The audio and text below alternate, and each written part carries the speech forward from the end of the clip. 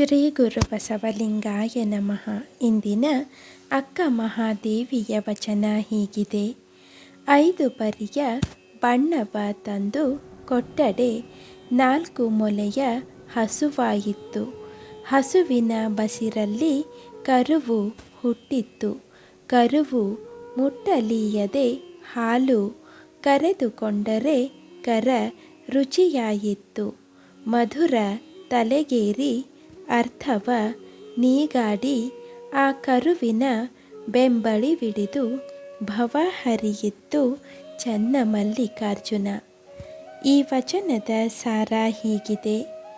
ಪಂಚಾಕ್ಷರಿ ಮಂತ್ರವೆಂಬ 5 ಅಕ್ಷರಗಳ ಅಂದರೆ 5 ಪರಿಯ ಬಣ್ಣ ಬೋಧೆಯಿಂದ ಧರ್ಮ, ಅರ್ಥ, ಕಾಮ, ಮೋಕ್ಷವೆಂಬ ಪುರುಷಾರ್ಥ ಅಂದರೆ 4 ಮೊಲೆಯ ಹಸುಗಳು ಪ್ರಾಪ್ತವಾಗುತ್ತವೆ.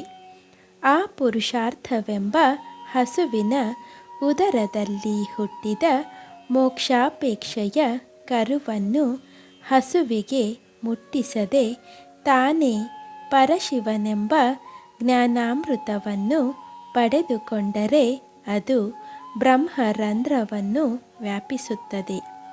ಆ ಪುರುಷಾರ್ಥಗಳನ್ನು ತಿರಸ್ಕರಿಸಿ ಲಿಂಗಾಂಗ ಸಾಮರಸ್ಯವನ್ನು ಸಾಧಿಸಿದಾಗ ಹುಟ್ಟು ಸಾವುಗಳು ಇಲ್ಲದಂತಾಗುವವು ಎಂಬ ಅಕ್ಕನ ಭಾವ ಅವಳ ಈ ವಚನದ ಮೂಲಕ ವ್ಯಕ್ತವಾಗುತ್ತದೆ. ಇಂದಿನ ಮಾತು: ಹೃದಯ ಮತ್ತು ಮಿದುಳುಗಳ ಕಾರ್ಯವಿಧಾನಗಳು ಬೇರೆ ಬೇರೆ. ಅವುಗಳ ಮಧ್ಯ ಸೌಹಾರ್ದಯುತ ಸಂವಹನ ಸದಾ ಜಾರಿಯಲ್ಲಿರುವಂತೆ ನೋಡಿಕೊಂಡಾಗ ನಮ್ಮ ಬದುಕು ಅತಿ ಸುಂದರವಾಗಿ ಬಿಡುತ್ತದೆ. ಯಶಸ್ಸಿನ ಹಾದಿಯಲ್ಲಿ ತಿರುವು ಅಡೆತಡೆಗಳು ಸಾಮಾನ್ಯ. ಸಾಗುವ ದಾರಿ ಹೇಗಿದ್ದರೂ ತಾಳ್ಮೆಯಿಂದ ಎಲ್ಲವನ್ನೂ ಸಹಿಸಿಕೊಂಡು ಮುನ್ನಡೆಯಬೇಕಾಗಿದೆ. ಶರಣು ಶರಣಾರ್ಥಿಗಳು.